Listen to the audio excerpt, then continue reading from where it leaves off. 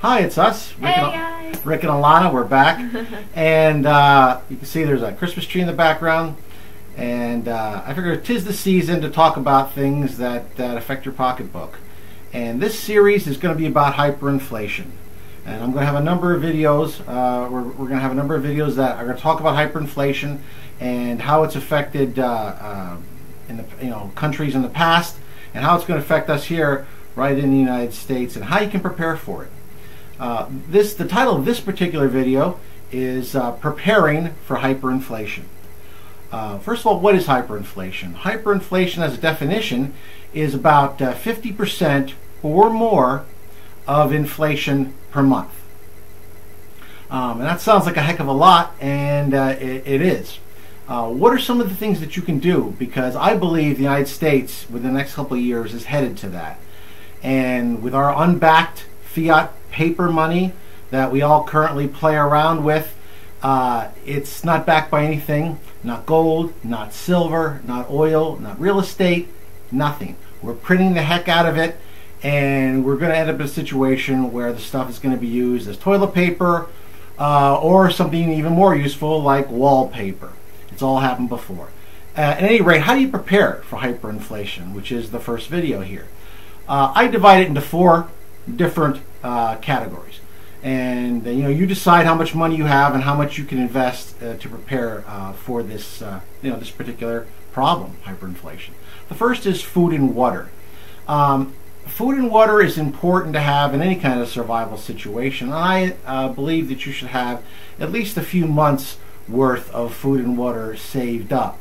In hyperinflation, you generally have law enforcement, but there's times when there's strikes going on, there's civil unrest, there's rioting, and your store may be destroyed. It may be burned to the ground, and it may be unsafe to go outside.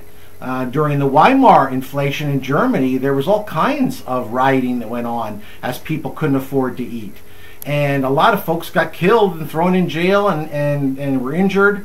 So if you've got some food and water safely stowed away at home, you have a much better chance of escaping that kind of nonsense, because you can stay in your house and survive with the food and water and wait till the law and order is restored before it's safe again to go outside. Next, I think you should have medicine. The easiest things to get are things that you can find in your local CVS or Walgreens or whatever your drugstore of choice is. I would stock up on pain relievers. Things like Tylenol and ibuprofen are great to have. First aid, and learn how to use a first aid kit. There's plenty of good, if you want to get fancy, there's plenty of good mountain survival medical kits that are available.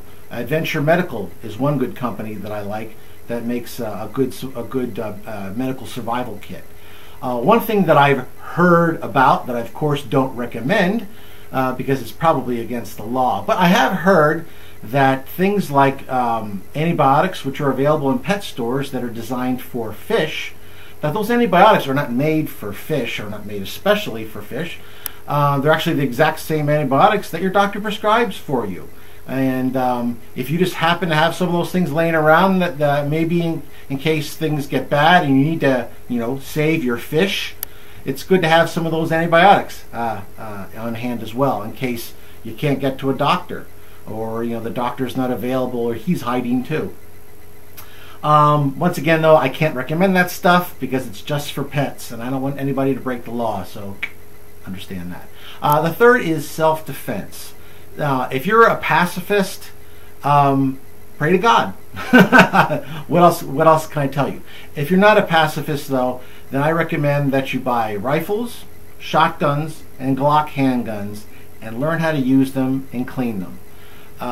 In hyperinflation, when you have the rioting and the other lawlessness, you're going to need to defend yourself, because there's going to be times when 9/11 is just not going to work, 911.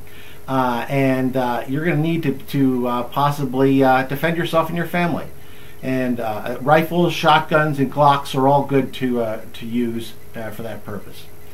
Lastly, buy physical gold and silver. Have it on hand. have it in a safe at your home or have it hidden away somewhere. Some folks like to bury it, whatever.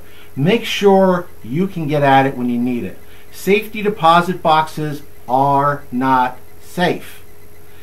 The bank can have a bank holiday, as it happened in 1933 with good old Franklin Delano Roosevelt, our first socialist president, and the government can get at your bank deposit boxes as well.